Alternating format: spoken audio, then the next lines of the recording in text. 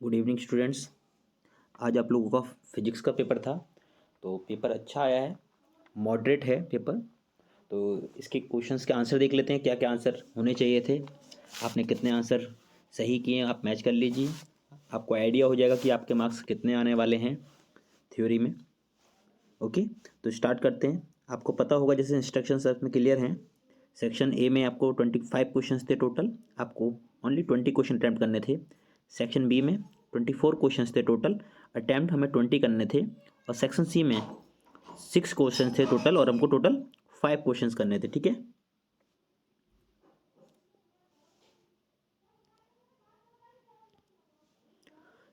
और सारे questions same marks के थे, नेगेटिव मार्किंग नहीं थी इसमें। Okay, there is no negative marking.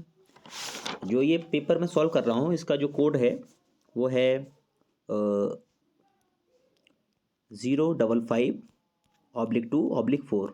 ठीक है, तो ये वाला पेपर है मेरे पास अभी, तो इसको सॉल्व किया है। तो इसमें क्वेश्चन देखते हैं। Question number 1 The negatively charged object X is repelled by another charged object Y. However, an object Z is attracted to object Y. Which of the following is most possibility for the object Z? तो इसका option C correct है। ठीक है, सी। तो अभी मैं question में फटाफट आंसर बताता हूँ, बिकॉज ज़्यादा टाइम नहीं लूँगा, काफ़ी लंबी वीडियो बन जाएगी। इसका सोल्यूशन वीडियो बाद में बनाएंगे। ठीक है, तो क्वेश्चन नंबर 2, इसमें मैंने पेपर में वैसे क्वेश्चन टिक कर रखे हैं। क्वेश्चन नंबर 2, ये क्वेश्चन देख लेना आप। In an experiment, three microscopic latex spheres are spread into a chamber and become charged with charges plus 3e, plus 5e, and minus 3 respectively. Okay, all the three spheres came in contact simultaneously for a moment and got separated. Which of the following are possible values for the final charge on the sphere? तो कौन सी possible हो सकती है? इसमें option B correct है, +6e and -7e। Okay,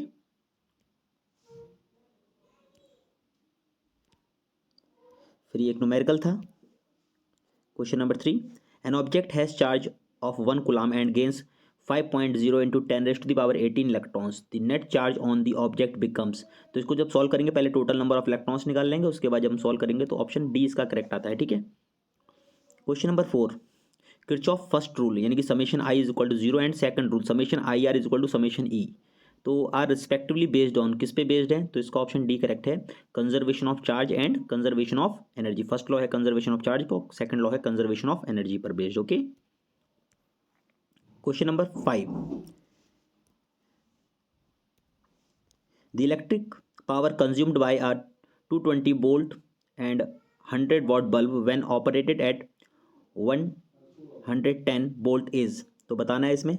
direct formula based question था ये, इसमें पहले रेजिस्टेंस निकाल लेंगे, उसके बाद हो जाएगा ये। तो इसका ऑप्शन ए करेक्ट है। Okay, question number 6, which of the following has negative temperature coefficient of resistivity, यानी कि अल्फा की बात कर रहे हैं। ठीक है, कोफिशिएंट ऑफ थर्मल, ठीक है, थर्मल कोफिशिएंट ऑफ रेजिस्टिविटी, तो सेमी कंडक्टर्स के लिए नेगेटिव होता है। ओके, मेटल्स के लिए पॉजिटिव होता है, तो इसमें होगा semiconductor. Option C is correct.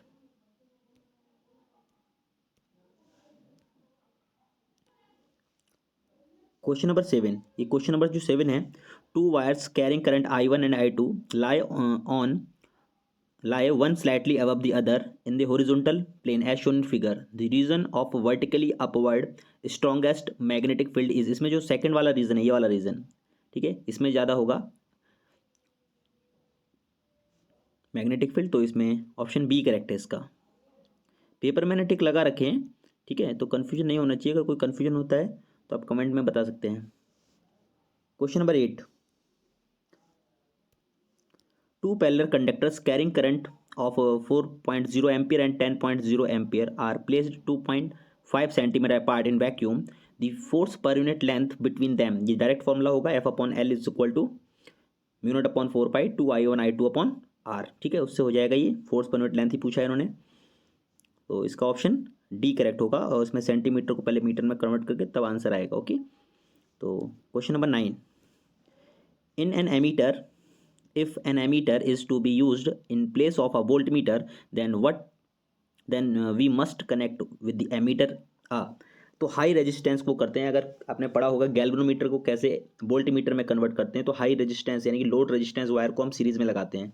तो वही इस टाइप से क्वेश्चन पूछ लिया है ये, तो इसका डी ऑप्शन होगा, हाई रेजिस्टेंस इन सीरीज। अगर हम लगा देते हैं तो वो वोल्ट मीटर में कन्वर्ट हो जाता है। Question number 10, the magnetic field at the center of a current carrying circular loop of radius r is b1. The magnetic field at a point on its axis at a distance r from the center of the loop is b2. Then the ratio of b1 upon b2 is, तो इनका जो ratio होता है वो 2 ratio होता है, ठीक है। b1 अपॉन b2, अगर हम b1 निकालें और b2 निकालें तो इनका जो रेशियो होता है 2 होता है, यानी कि ऑप्शन ए इसका करेक्ट है। अब मैं ज़्यादा टाइम नहीं लूँगा तो फटाफट आंसर बता रहा हूँ, ठीक है। क्वेश्चन को रीड नहीं कर रहा हूँ, आप लोग फटाफट अपने आंसर मैच कर सकते हैं। क्वेश्चन नंबर 11, इसका ऑप्शन डी करेक्ट है। क्वेश्चन नंबर 12, आरएमएस वैल्यू निकालनी है। इसमें RMS current in a circuit connected to a 50 hertz AC source in is 15 ampere. The value of the current in the circuit 1/600 second after the instant the current is 0 is, तो ये बताना है, इसका A option होगा इसका। Question read नहीं करूंगा, जल्दी जल्दी आंसर बता रहा हूँ, काफ़ी लंबी वीडियो बन जाएगी अदरवाइज। तो क्वेश्चन नंबर 13, इसमें ऑप्शन सी करेक्ट है। क्वेश्चन नंबर 14, इसका ऑप्शन ए करेक्ट है, ठीक है।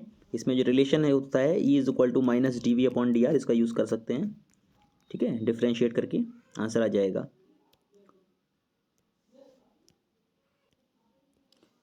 Question number 15. Which of the diagram correctly represents the electric field between two charge plates if a neutral conductor is placed in between the plates? का option D correct होगा।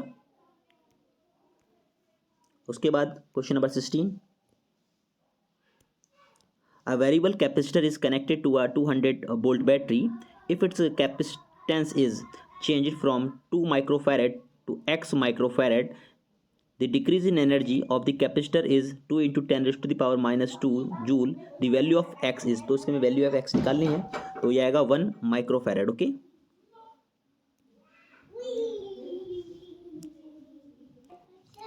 Question number 17, इसमें potential difference given है 200 volt और resistance given है the number of electrons passing through it in 1 second, ये निकालना था। तो इसका फर्स्ट ऑप्शन करेक्ट है, 1.25 इंटू 10 रेज़ टू पावर 19। इसके बाद डायरेक्ट क्वेश्चन है, फॉर्मूला आ गया है, the impedance of a series LCR circuit. इसका डायरेक्ट फॉर्मूला होता है Z is equal to under R square plus XL minus XC का होल स्क्वायर, ओके। तो इसका ऑप्शन डी करेक्ट है। आई थिंक ये क्वेश्चन तो सबका ही सही गया होगा, अगर किसी ने भी ये चैप्टर पढ़ा है तो ये तो इंपॉर्टेंट फॉर्मूला एक सब लोग याद करके जाते हैं, ओके। तो question number 19, when an alternating voltage E is equal to E naught sin omega t is applied to a circuit, a current I is equal to I naught sin omega t plus pi by 2 flows through it. The average power dissipated in the circuit, ठीक है, इसमें zero आएगा, वो क्यों आएगा, cos phi की वजह से, ठीक है ना, पावर फैक्टर की वजह से। इसके बाद question number 20, the current carrying wire kept in a uniform magnetic field will experience a maximum force when it is F is equal to BIL sin theta. उस फॉर्मूले का यूज़ करके यहाँ पे इसका ऑप्शन ए करेक्ट होगा, okay. Question number 21, अब मैं क्वेश्चन रीड नहीं करूँगा, फटाफट आंसर बता रहा हूँ। क्वेश्चन नंबर 21, इसका ऑप्शन सी करेक्ट होगा। Question number 22, in a DC circuit the direction of current inside the battery and outside the battery respectively are, तो आउटसाइड बतानी है डीसी बैटरी में कैसी होती है करंट की डायरेक्शन और इनसाइड कैसी होती है, इसका ऑप्शन सी करेक्ट होगा।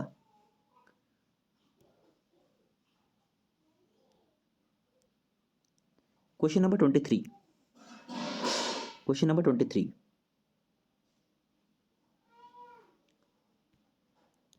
इसका ऑप्शन सी करेक्ट होगा। क्वेश्चन नंबर 24, इसका ऑप्शन सी करेक्ट होगा। क्वेश्चन नंबर 25, इसका ऑप्शन ए करेक्ट होगा। क्वेश्चन नंबर 26, इसका ऑप्शन ए करेक्ट होगा, ओके। और इसमें हम जो फॉर्मूला यूज़ करेंगे, फ्लक्स निकालना है, तो यहाँ पे हम यूज़ क्या करेंगे फॉर्मूला,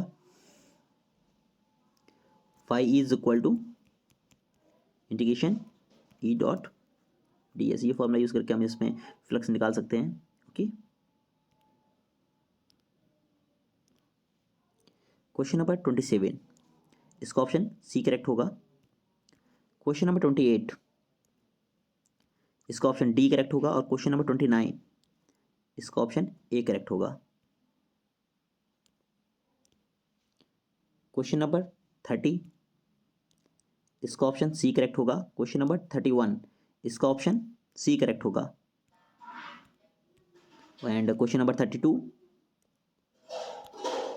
इसका ऑप्शन ए करेक्ट है। और क्वेश्चन नंबर 33, इसका ऑप्शन बी करेक्ट होगा। ये चैप्टर 3 करंट इलेक्ट्रिसिटी उसका फॉर्मूला है। ये डायरेक्ट बच्चे फॉर्मूला याद करते हैं तो इधर आ गया है एग्जाम में। क्वेश्चन नंबर 33, इसका ऑप्शन बी करेक्ट होगा। ओके,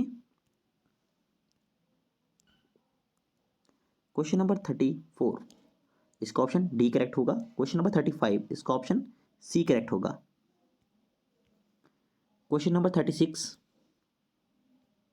इसका ऑप्शन बी करेक्ट होगा। एंड क्वेश्चन नंबर 37, इसका भी ऑप्शन बी करेक्ट होगा, f/5।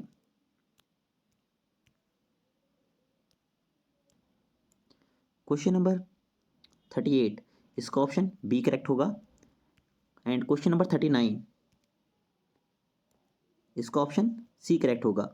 ठीक है, which of the following statements is true, इनमें से कौन से स्टेटमेंट्स सही है बताना है।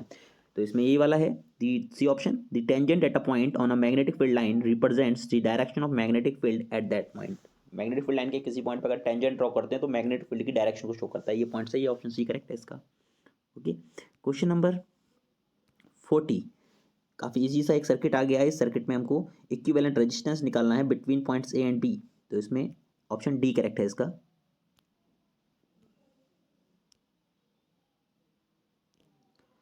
क्वेश्चन नंबर 41, इसका ऑप्शन सी करेक्ट होगा।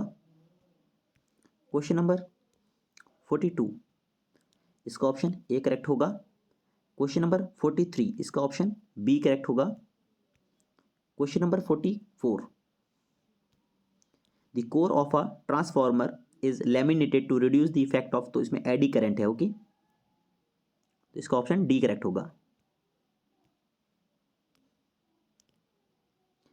क्वेश्चन नंबर 45 से लेकर 49 तक, ठीक है, ये एसर्शन रीजन के क्वेश्चन थे और इसमें जो ऑप्शंस होते हैं फिक्स होते हैं। ठीक है, ए ऑप्शन क्या होता है, both A and R are true and R is the correct explanation of B.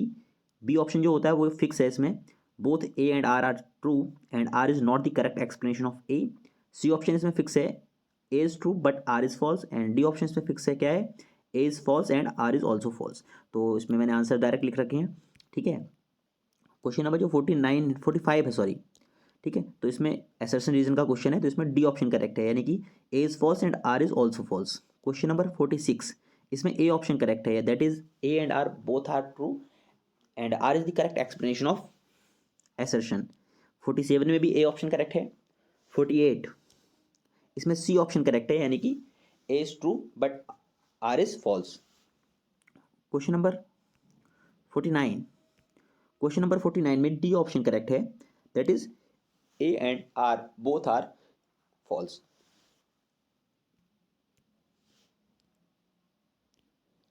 इसके बाद क्वेश्चन नंबर 50, इसमें ऑप्शन ए करेक्ट है। क्वेश्चन नंबर 51, इसमें ऑप्शन ए करेक्ट है। क्वेश्चन नंबर 52 से लेके 55 तक के जो क्वेश्चंस हैं वो केस स्टडी के क्वेश्चंस हैं, सर्किट्स के बेस्ड पर क्वेश्चंस हैं, उनको देखते हैं। क्वेश्चन नंबर 52, इसका ऑप्शन बी करेक्ट है। क्वेश्चन नंबर 53, इसका ऑप्शन सी करेक्ट है। क्वेश्चन नंबर 54, इसका ऑप्शन बी करेक्ट है। एंड क्वेश्चन नंबर 55, इसका ऑप्शन सी करेक्ट है। ठीक है, तो ये सारे पूरा जो क्वेश्चन पेपर है इसके 55 क्वेश्चंस का मैंने आंसर की आप लोगों के साथ डिस्कस किया है। ठीक है, अगर आपको किसी क्वेश्चन में डाउट होता है कि इसका आंसर इतना कैसे आया तो क्वेश्चन कमेंट बॉक्स में डाल सकते हैं। ठीक है, और अब पेपर जैसा भी हुआ है, अच्छा हुआ है या थोड़ा अच्छा नहीं हुआ है, इसकी परेशान नहीं होना है। अगले पेपर की तैयारी में जुट जाना है और अच्छे पेपर में अच्छा स्कोर करके दिखाना है। ठीक है, क्योंकि अगर इस पेपर के बारे में आप ज़्यादा सोचेंगे तो अब कुछ नहीं हो सकता, जितना आप करके आए हैं उतने ही नंबर आपके आने वाले हैं। तो नेक्स्ट पेपर अच्छा हो उसके लिए best of luck. Okay, thank you.